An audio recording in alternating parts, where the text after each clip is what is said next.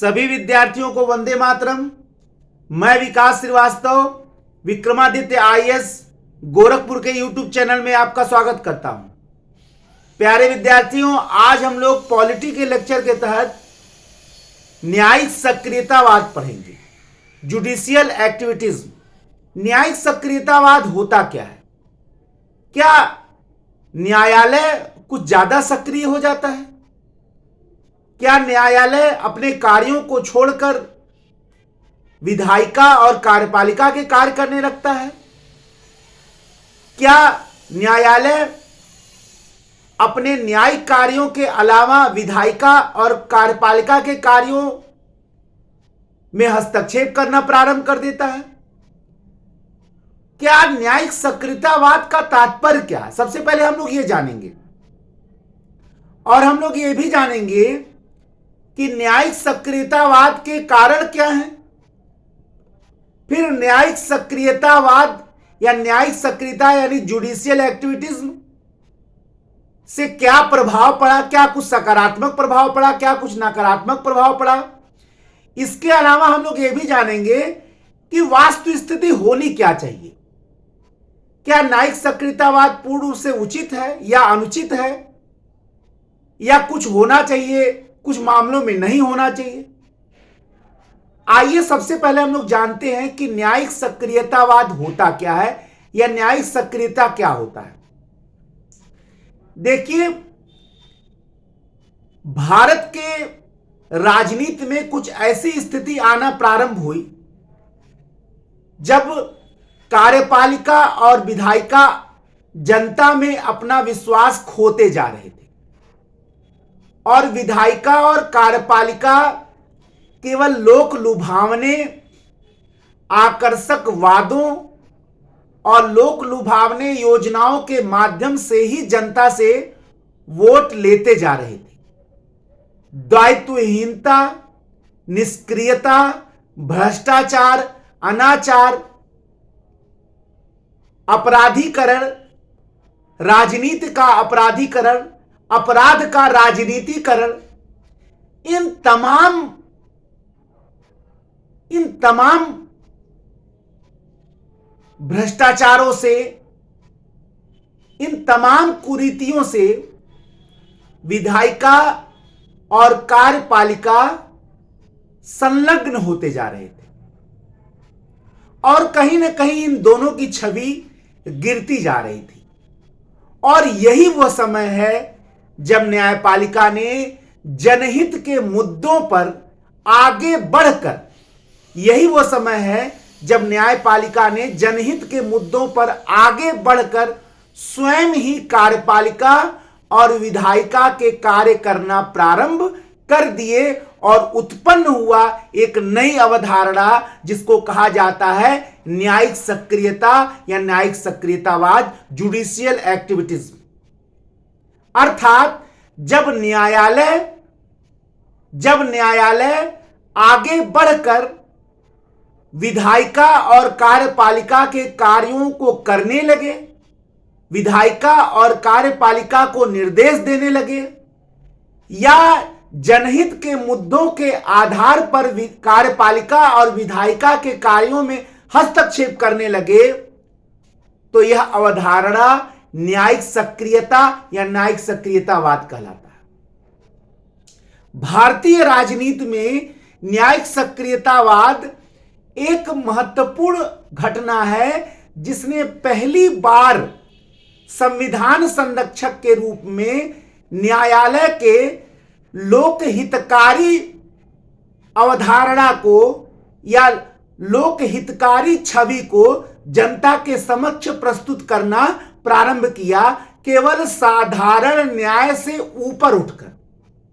ऐसे मुद्दे जो जनहित के हैं, ऐसे मुद्दे जो राष्ट्रीय हित के हैं, ऐसे मुद्दे जो पूरे राष्ट्र के हित से संबंधित हैं, ऐसे मुद्दों में जहां सरकार अपनी निष्क्रियता दिखा रही थी, जहां सरकार अपनी भ्रष्टाचार दिखा रही थी, जहां सरकार अपनी दायित्वहीनता दिखा रही थी, ऐसे मुद्दों पर न्यायालय ने स्वयं आगे बढ़कर उन मुद्दों को हाथ में लिया और उनको आगे बढ़ाने का या उनको पूरा करने का निर्देश और उनमें हस्तक्षेप करने का, सीधे सीधे कार्यपालिका के कार्यों में हस्तक्षेप करके उनको आगे बढ़ाने का निर्देश दिया। और इसी अवधारणा ने जन्म दिया जुडिशियल एक्टिविटीज यानी न्यायिक सक्रियतावाद। अब प्रश्न ये उठता है न्यायिक सक्रियतावाद बढ़ क्यों गया? कुछ ही देखिए, न्यायिक सक्रियतावाद का जो मूल बढ़ने का बहुत बड़ा कारण था वो है PIL यानी जनहित याचिकाएं। जनहित याचिकाएं, पब्लिक इंटरेस्ट लिटिगेशन, ऐसी याचिकाएं हैं जो जनता के ब्रॉड हित की याचिकाएं हैं, जिनको सुप्रीम कोर्ट सीधे, जो प्रक्रिया से लोअर कोर्ट हाई कोर्ट होते ना, वो सीधे लेना प्रारंभ कर दिया। न्यायमूर्ति भगवती ने जनहित याचिकाओं की प्रक्रिया को प्रारंभ किया और यहीं से शुरू हो गया भारत में न्यायिक सक्रियतावाद का, क्योंकि जनहित याचिकाओं की वृद्धि ने ही जनता के लोकहित के मामलों को सीधे सर्वोच्च न्यायालय तक पहुंचाया और सीधे सर्वोच्च न्यायालय ने इन मामलों में कार्यपालिका के कार्यों में हस्तक्षेप करते हुए निर्देश देना प्रारंभ किया। यानी जनहित के मुद्दों ने न्यायिक सक्रियतावाद को बहुत बड़ी मात्रा में बढ़ाया है। यानी आज जो न्यायिक सक्रियतावाद है, इसके बढ़ने का मूल कारण है जनहित याचिकाओं में होने वाली वृद्धि, जिसका प्रारंभ न्यायमूर्ति PN भगवती ने किया था। इसके बाद जो दूसरा बड़ा कारण यह है कि कार्यपालिका में भ्रष्टाचार की वृद्धि होना। इसमें कोई दो राय नहीं है कि कार्यपालिका और विधायिका आकंठ भ्रष्टाचार में डूबे हुए, आकंठ भ्रष्टाचार में डूबे हुए हैं। किसी बड़े से बड़े नेता पर कब भ्रष्टाचार का आरोप लग जाए, यह कहा नहीं जा सकता है, और उसकी कारगुजारियां कितनी बड़ी होंगी, इसमें भी अंदाजा नहीं लगाया जा सकता है। और उसमें भी सबसे बड़ी बात यह है कि समस्त कार्यपालिका शक्ति उस नेता को बचाने के लिए अपना पूरा बल लगा देती है। बस यही वो समय है जब न्यायपालिका का हस्तक्षेप होता है और न्यायपालिका आदेश देती है कि ऐसे नेता के विरुद्ध तत्काल कार्रवाई की जाए। आज भारत की राजनीति इस बात का गवाह है कि जिन बड़े बड़े नेताओं के बारे में, जेल के अंदर होने के बारे में कल्पना नहीं की जा सकती थी, न्यायिक सक्रियता के कारण उनको जेल यात्रा करना पड़ा और लंबी जेल यात्रा करना पड़ा। क्या यह न्यायिक सक्रियतावाद का उदाहरण नहीं है? सुंदर उदाहरण है। यानी कार्यपालिका और विधायिका में उत्पन्न होने वाला भ्रष्टाचार और उस भ्रष्टाचार को दबाने का कार्यपालिका के द्वारा प्रयत्न करना, कार्यपालिका और विधायिका में उत्पन्न होने वाला भ्रष्टाचार और कार्यपालिका तथा विधायिका द्वारा बेशर्मी से उन भ्रष्टाचार के मुद्दों को दबाने का प्रयत्न करना न्यायिक सक्रियतावाद का दूसरा बड़ा कारण। न्यायालय ने देखा कि जिस जनता को ये नेता अपनी शक्ति में, अपनी शक्ति के उन्माद में ठुकराते चले जा रहे हैं, आखिर उनके जनहित के मुद्दे कौन उठाएगा? न्यायपालिका ने कहा कि जब कार्यपालिका अपना काम नहीं करेगी, जब कार्यपालिका अपने दायित्व को नहीं निभाएगी, तो फिर हम वहां आ जाएंगे। यह मुद्दा उठा कि न्यायिक सक्रियतावाद इतना क्यों बढ़ रहा है? क्या संविधान ने तो सबकी सीमाएं निश्चित की हैं, सबके लिमिटेशंस निश्चित किए हैं? तो फिर न्यायपालिका को क्या अधिकार है कि वह कार्यपालिका के कार्यों में हस्तक्षेप करे और ज्यादा सक्रियता दिखाए? तो न्यायालय ने कहा कि अगर अपने दायित्व को कार्यपालिका नहीं निभाएगा, अपने कार्यों को कार्यपालिका नहीं करेगा और अत्यधिक बेशर्मी और भ्रष्टाचार दिखाएगा, तो वहां न्यायपालिका आ जाएगा। और यह दूसरा बड़ा कारण है न्यायिक सक्रियतावाद की उत्पत्ति का। इसके अलावा दायित्व विहीनता, भ्रष्टाचार, ये दोनों तो बड़े कारण हैं ही हैं। इसके अलावा ये तो मानना ही पड़ेगा कि वर्तमान में लोगों में अपने अधिकारों के प्रति जागरूकता भी पैदा हो गई। लोग अपने मानवाधिकार के प्रति, लोग अपने जन अधिकार के प्रति अब पहले से ज्यादा जागरूक हो गए। चाहे वो मीडिया हो, चाहे वो प्रिंट मीडिया हो, चाहे वो तमाम प्रकार के और सारे स्रोत हों, इन समस्त चीजों ने कहीं ना कहीं भारतीय जनमानस को अपने अधिकारों के प्रति, अपने मौलिक अधिकारों के प्रति पहले से ज्यादा जागरूक कर दिया है। और यह बहुत बड़ा कारण है कि जनता अपने मुद्दों को लेकर तत्काल कोर्ट जाने लगी।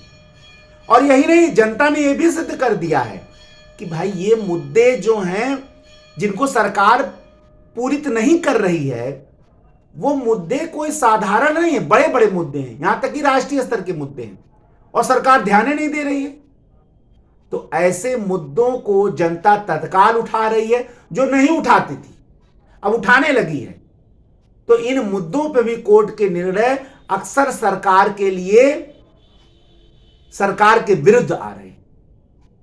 और यह भी बहुत बड़ा कारण है न्यायिक सक्रियतावाद के उत्पत्ति का। इसके बाद अगला जो बहुत बड़ा कारण है वह है कार्यपालिका की विश्वसनीयता में कमी।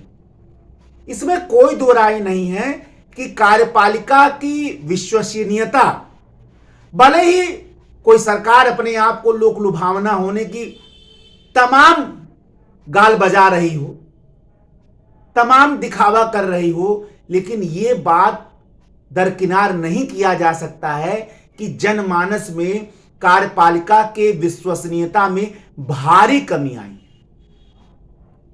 एक जमाने में राजनीति मिशन हुआ करता था, वर्तमान में राजनीति कमीशन हो गया है। और इस कमीशन से युक्त राजनीति में कार्यपालिका के प्रति विश्वास की कमी होना स्वाभाविक है। और कहीं न कहीं जनता कार्यपालिका द्वारा किए जाने वाले, कोई न कोई जनता का ऐसा वर्ग जरूर होता है। मैं राजनीतिक दुराग्रह को, मैं राजनीतिक पूर्वाग्रह से अलग होकर बात कर रहा हूं। कुछ लोग सरकार का विरोध के लिए विरोध करते हैं, मैं उसकी बात नहीं कर रहा हूं। एक सामान्य जनमानस के मन में भी कार्यपालिका के प्रति विश्वसनीयता में भारी कमी आई है। और यही कारण है कि वह कार्यपालिका द्वारा किए जाने वाले कार्यों को शंका के दृष्टि से देखता है और कोर्ट में चला जाता है। और कोर्ट को निश्चित एक अवसर मिल जाता है कार्यपालिका के अनुचित कार्यों में हस्तक्षेप करने का, परिणाम स्वरूप न्यायिक सक्रियता का उदय होता है। ये वे कारण हैं जो न्यायिक सक्रियता के उदय में सहयोगी हैं। अब प्रश्न ये उठता कि क्या न्यायिक सक्रियता का प्रभाव क्या पड़ता है? देखिए, न्यायिक सक्रियता का प्रभाव नकारात्मक और सकारात्मक दोनों पड़ सकता है। सकारात्मक रूप से अगर यह देखा जाए, देखिए इसमें तो कोई दो राय नहीं है कि न्यायपालिका ने अपने इस सक्रियता का प्रारंभ जन कल्याण के मुद्दों को लेकर ही प्रारंभ किया।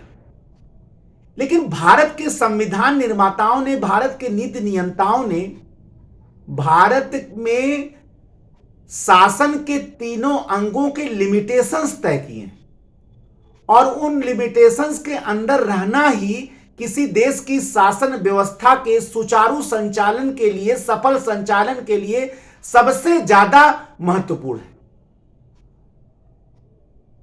लेकिन मैंने आपको भी बताया कि न्यायपालिका, सर्वोच्च न्यायालय को संविधान संरक्षक भी कहते हैं। और संविधान के संरक्षण के संदर्भ में न्यायपालिका निश्चित ही कार्यपालिका के कार्यों में हस्तक्षेप कर सकता है, क्योंकि न्यायपालिका को ही संविधान के संरक्षण का दायित्व हमारे संविधान निर्माताओं ने दे दिया है। और यही कारण है कि संविधान की अंतिम व्याख्या का अधिकार सर्वोच्च न्यायालय को मिला हुआ, तो क्योंकि वो संविधान का संरक्षक है। तो अगर देखा जाए तो सकारात्मक प्रभाव के रूप में यह देखा जा सकता है कि जिन नेताओं के बारे में आप कल्पना नहीं कर सकते हैं कि वो जेल जा सकते हैं, जो बाहुबली हैं, जो अपराध के क्षेत्र के महाबली हैं, उन नेताओं को भी जेल जाना पड़ा और बहुत दिन के तक जेल की रोटियां तोड़ना पड़ा। ये न्यायिक सक्रियता का सबसे लाभकारी परिणाम है। और आज भी आप देखें कि जहां शक्ति जनता की असमर्थ हो जाती है, ऐसे बाहुबलियों को, ऐसे बाहुबली नेताओं को, ऐसे अपराधी नेताओं को जेल यात्रा कराने में वहां न्यायालय हस्तक्षेप करके ऐसे लोगों को जेल की यात्रा करवाता है। इसमें कोई दो राय नहीं है कि न्यायालय ने इस क्षेत्र में मानक स्थापित किए। वैसे भारत का कोई भी ऐसा प्रशासनिक अंग नहीं है जो भ्रष्टाचार के दीमक से मुक्त हो, लेकिन फिर भी अगर देखा जाए तो न्यायपालिका ने इस क्षेत्र में मानक स्थापित किए ही किए। दूसरी बात, अगर न्यायपालिका अत्यधिक सक्रियता दिखाता है तो निश्चित ही कार्यपालिका के मन में दायित्व बोध उजागर होता है कि भाई हमारा कर्तव्य है, हम इसको करें, नहीं तो न्यायपालिका आ जाएगा। तो दायित्व बोध का भी उजागर होता है, दायित्व बोध की भी पैदाइश होती है कार्यपालिका के अंदर। इसके अलावा पर्यावरण प्रदूषण को दूर करने में न्यायपालिका ने, आपने देखा कि सर्वोच्च न्यायालय ने बहुत सारे फैक्ट्रियों को बंद करने में दिल्ली में भी आदेश दिया था प्रदूषण रोकने के लिए। तो प्रदूषण के क्षेत्र में भी बहुत बड़ा निर्णय न्यायिक सक्रियतावाद से ही सर्वोच्च न्यायालय ने दिया है, अपने न्यायिक सक्रियता के कारण ही दिया है। तो यह भी एक बहुत बड़ा मुद्दा है। इसके अलावा बहुत सारे नकारात्मक परिणाम भी देखे जा सकते हैं। जैसे बहुत लोग का कहना है कि इससे न्यायिक अधिनायकवाद की उत्पत्ति होती है, न्यायालय के अधिनायकवाद की उत्पत्ति होती है, न्यायालय के सर्वोच्चता की उत्पत्ति होती है। ठीक है, न्यायिक अधिनायकवाद की उत्पत्ति हो सकती है, न्यायालय को अपनी सीमाएं तो समझना ही पड़ेगा, लेकिन जब जनहित के मुद्दे आ जाते हैं, जब लोकहित के मुद्दे आ जाते हैं, जब असमर्थ जनता उम्मीद भरी निगाहों से न्यायालय की ओर देखती है, तो निश्चित ही न्यायालय द्वारा किए जाने वाले कृत्य को हम न्यायिक अधिनायकवाद नहीं कह सकते। निश्चय ये सुपरिणाम ही देते हैं, ठीक है ना। इसके अलावा कार्यपालिका सचेत भी हो जाता है, कार्यपालिका जागरूक भी हो जाता है कि निश्चित ही अपने मुद्दों से हमें भटकना नहीं है, अपने दायित्व से हमें हटना नहीं है, और वो ऐसे कार्य करता है। अब होना क्या चाहिए, क्योंकि हम लोगों ने ये देख लिया कि सकारात्मक और नकारात्मक दोनों इसके प्रभाव पड़ रहे हैं।